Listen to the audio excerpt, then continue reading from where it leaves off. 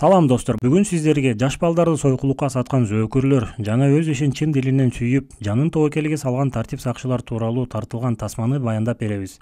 Эң эле өкүнүчтүүсү бул тасма чыныгы жашоодон алынган. Тасманын башында Гондурастын бир кездеги сулуулар ханышасы аталган Жизель аттуу айым Роберто деген карапайым адамдын үйүнө келгенин көрөбүз.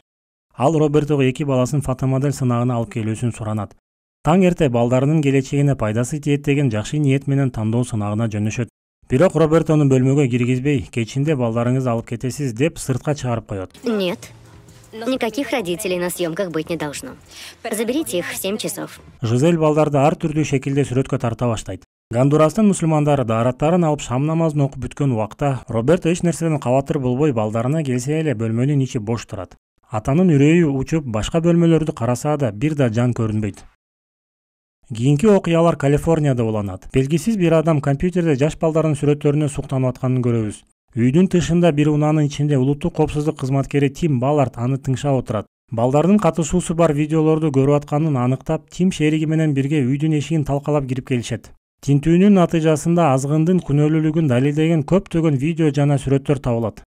Шериги Тимдин 288 педофилди кармаганын билип алып, канча жаш баланын өмүрүн сактап калдың деп сурайт. Каарманыбыз көңүлү чөгүп, балдардын көпчүлүгү башка өлкөлөргө чыгарылып кеткендиги үчүн бирөөнү да сактай алган жокмун деп жообун берет. Тим видеолорду изилдеп жатып чыдай албай көзүнө жаш алат. Андан соң ал камактагы педофилди алдоо максатында сөзгө тартат. Оозундагы момпо суюн чимигенче каарманыбыз зөөкүрдүн ой жүгүртүүсүн жактырганын, бирок ага ишенсе болобу болбойбу билбей жатканын, балдардын сүрөттөрүн көргөндө катуу дуулугуп жаман оюн ишке ашырууну эңсеп жүргөнүн айтат. Бирок азгын бул сөздөргө ишенбейт. Анда Тим педофил жазган китептеги үзүндүлөрдү жатка айтып берип ишенишине кирет. Это очень смелый поступок. Остальных удерживает система законов, которая заставляет трусов отрицать свои истинные желания. Анан жашабагырды камоо жайына киргизип жылмайып коет. Бирок 2 кадам нары баскандай эле канчалык каны кайнап турганын көрөбүз. Каарманыбыз үйүнө келгенде сүйүктүү жубайы менен балдары тосуп алышат. Балдарынын күлүп жайнап жүргөнүн көрүп, ошол эле убакта капасдагы бечара балдардын акыбалын элестетип, эч эле көңүл ордуна келбейт. Эртеси Тим жумушуна барып, камактагы Ашинскийдин ишенишине кирип, башка кылмыштардын да бетин ачуу үчүн шептеринен бир жума убакыт берүүсүн суранат. Ал үчүн каарманыбыз жашабагырды боштондукка чыгарып, үйүнө жеткирип, мага да бир бала таап бер деп суранат. Кийинки жолугушуусунда педофил алданып калып, өзү жазган китебин белекке берет. Анын ичине эне сүтү оозунан кете элек Мигель аттуу баланын сүрөтүн да кыстырып койгон болот. Көрсө, тукумун кургур Ашинский жаңы досу үчүн Мигельбайды таап, баасын бычышып койгон экен. Каарманыбыздын ойлогону ойдогудай чыгып, планы ишке ашкан соң атын өчкүр Ашинскийди узак мөөнөткө түрмөгө камайт. Кадр алмашып, Мексика менен АКШнын ортосундагы чек арада унаалардын саны Баха менен Дамкенин салонундагыдай эле көп экенин көрөбүз. Тим чек ара кызматкерлери менен бирге кирип келе жаткан унаалардын ичинен сүрөттөгү баланы издеп жүрөт.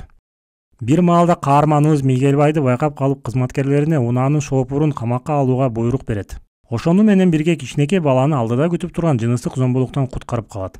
Алгач Мигельбайды ооруканага алып барып дарыгерлердин текшерүүсүнөн өткөрөт. Тилекке каршы байкуш баланын зордукталганы тастыкталып чыгат.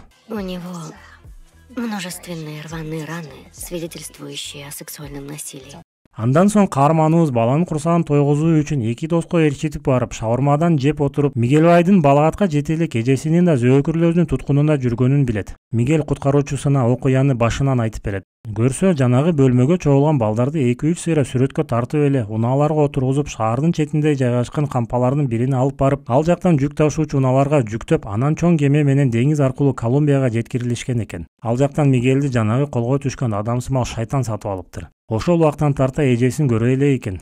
Андан соң Мигельбайды сатып алган адам, эгер мени укпасаң, жаман адамдар эжекеңди өлтүрүп коюшат деп коркутуп, учак менен Мексикага алып келип, түнкү эс алуучу жайдын кожойкесине өткөрүп берген экен. Каарманыбыз Мигельдин атасын АКШга чакырып, баланы өз колу менен тапшырып берет. Үйүнө кетерден мурун кичинекей бала Тимге келип, мойнундагы тумаарын берип, эжесин да куткарып берүүсүн суранат. Бул окуяны уккан Тимдин оюнун баары секеле кызда болуп, эч эле көңүлү тынчыбай коет. Ошондуктан каарманыбыз түрмөгө барып, педофилди суракка чакырып, керектүү маалыматтарды алып, Мигельдин эжеси Розаны куткаруу ишин баштайт. Ошол эле убакта Розаны сойкуканалардын бирине жайгаштырганын көрөбүз. Ал жакта секелек кызга мойнуң үзүлгүр кардарлар келе башташат. Каарманыбыз Розанын досьесин алып, жетекчисине кирип жардам сурайт.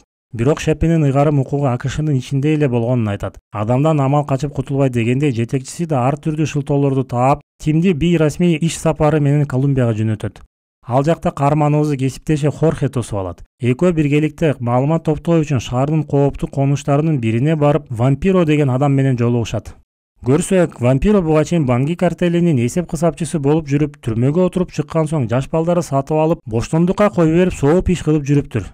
Сөздөрүнүн арасында Вампиро Розанын так өзүн табуу самандын арасынан ийне издегенге теттедеп, азыркы тапта секелек кыз Москвада атүгүл Гонконгдо да болушу мүмкүн экенин айтат. А бирок Вампиро жүрөгү кара Жизелди табуу жолдорун билем деп Тимди кубантат. Каарманыбыз дем алып отуруп жаңылыктардан кесиптештеринин дүйнөнүн ар тарабынан кылмышкерлерди колго түшүрүп жатканын көрүп, башына өтө сонун ой келет. Тим дароо эле Вампирого коңгуроо кылып, кылмышкерлерди жеринен колго түшүрүү үчүн жасалма бизнес уюштурууну сунуштайт. Ал үчүн дагы бир адилеттүүлүктүн үстөмдүгүн каалаган Пол аттуу миллионерди өздөрүнө кошуп алышат. Ошондон кийин Вампиро сутенерлор менен байланышып, бузукулар үчүн атайын клуб ачкысы келгенин айтат. Бирок бул оюн ишке ашыруу үчүн кеминде 50 чакты балагатка жете элек кыздар балдар керек экенин билдирет. Буйрутманы алган киднеперлер көп ойлонбой эле ишин башташат.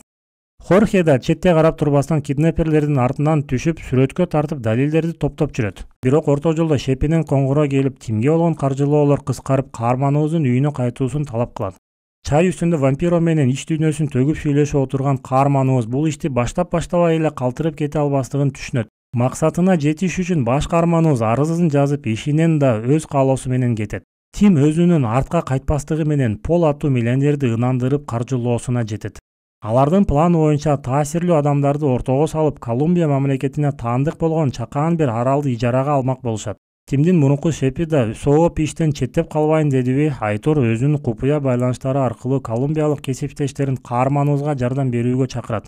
Ошентип Тимдин планы ишке аша баштады. Ал үчүн Полдун акчасына эң кымбат асман тиреген батирлердин бирин ижарага алып, зөөкүрлөрдүн тобу менен жолугушат.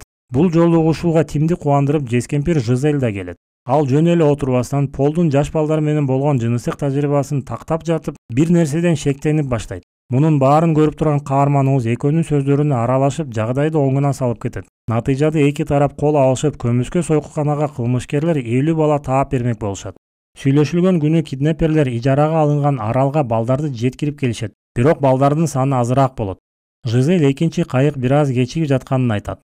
Андан тышкары мунусунда Дон Кинг аттуу дагы бир жаңы адамдын кошо келгенин көрөбүз. Ошондуктан мунун ким экенин билбеген Тим да кыжалат болот. Бирок операция өз нугунда кетип баратат.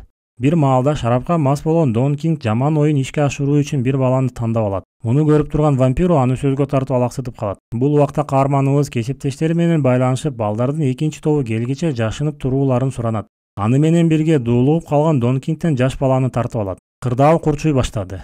Бузукунун жан сакчысы тапанчасын алып чыгып, Тимдин маңдайына такайт. Анда Вамкебиз каарманыбыздан баланы сурап алып, ошол эле убакта Дон Кингти сен жакшы, сенден көрө ит жакшы деп алдап өзү менен ээрчитип кетет. Эптеп убакыт чоюп турган кезде балдардын экинчи тобу да келет. Ошондо гана аралдын наркы башында жүргөн атайын даярдалган жоокерлер келип баарын колго түшүрүп алышат. Кылмышкерлердин алдында чыныгы жүзү билинип калбашы үчүн Тим, Вампиро жана Полдун колдоруна да кишен тагышат. Ошол эле убакта Дон Кингти кылмыштуу топтун саткыны сымал көргөзүү максатында аны тургузуп, жонуна таптап өздөрүнө кошуп алышат. Кийинчерээк Хорхе Тимге келип, ыраазычылыгын билдирип, бул сапар 54 баланы куткарып калышканын айтат. Тилекке каршы алардын арасында Роза жок болуп чыгат. Мындай кабарды уккан кыздын атасы бош бөлмөдө кызын эстеп куса болуп, жүрөгү эзилип жатат. Кадр алмашып, балдардын баары аман калгандарына кубанышып, аккуу учту каяка асманга деп алакан чаап, күлүп жайнап ойноп отурганын көрөбүз. Сурак маалында Хорхе ар түрдүү ыкмаларды колдонуп, керектүү маалымат алат. Көрсө Розаны эчак эле Чаян деген кайманаты бар Баңгизат плантациясынын кожоюнуна сатып жиберишкен экен. Атына заты жараша Чаян токойлордун ортосунда жайгашкан кыштакта жашайт экен. Алар федералдуу бийликти эч эле тоготпойт экен. Хорхенин айтымында мындан ары Розаны куткаруу мүмкүн эмес. Бирок кыракы Вампиронун башына окмуштай бир ой келет. Ага ылайык каармандарыбыз дарыгерлердин кейпин кийип, козголоңчулардын өздөрүнө жана туткунда жүргөн бечараларга медициналык жардам көргөзмөкчү болушат. Жасалма документтер даярдап алышып жолго чыгышат.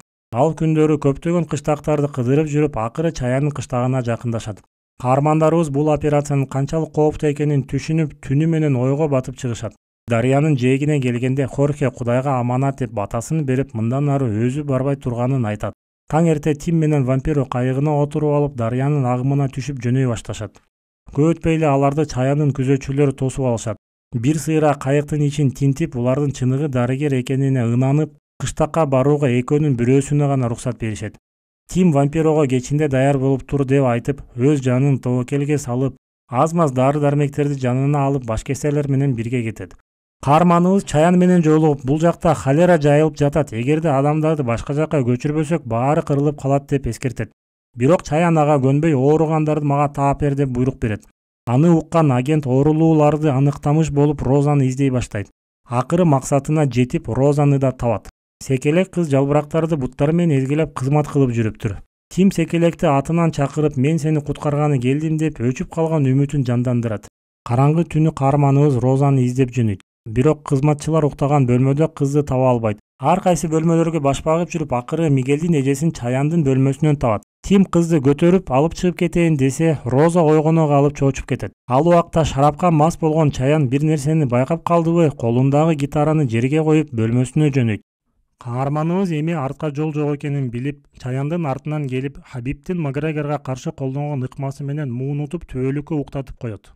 Зөөкүрдүн сөөгүн бекитип коюп, Розаны жетелеп токой аралап качып жөнөйт. Башчысынын жансыз денесин таап алышкан бузукулар экөөнүн артынан кууп жөнөшөт. Бирок бардык нерсеге даяр болгон агент Вампиро жана Хорхенин жардамы менен аман-эсен качып кетет. Коркунучтун баары артта калганын түшүнүп, Тим Розанын колуна Мигелден калган тумарды берет. Кадр алмашып, ооруканалардын биринде Роза үй бүлөсү менен биргеликте кучакташып бактылуу болуп жатканын көрөбүз. Тасманын аягында колго түшүрүү операция маалына тартылган реалдуу кадрларды жана каарманыбыздын чыныгы жүзүн көрөбүз. Ушул видеону даярдап жатып, жаш балдарга болгон зомбулукту көрүп, жүрөгүм зыркырап жатты. Андыктан тилегеним, балдарыбыздын баары аманчылыкта, ден соолукта болуп, ата-эне мээримине бөлөнүп, бактылуу балалык көрүп чоңойгонго Алла Таалам насип кылсын. Сиздерден суранарым, кыргыз тилдүү контенттин өнүгүүсүнө салымыңыздарды кошуп, жактыны басып, досторуңуздар менен бөлүшүп, каналыма катталып коюңуз. Кийинки видеого чейин сак саламатта болуңуз.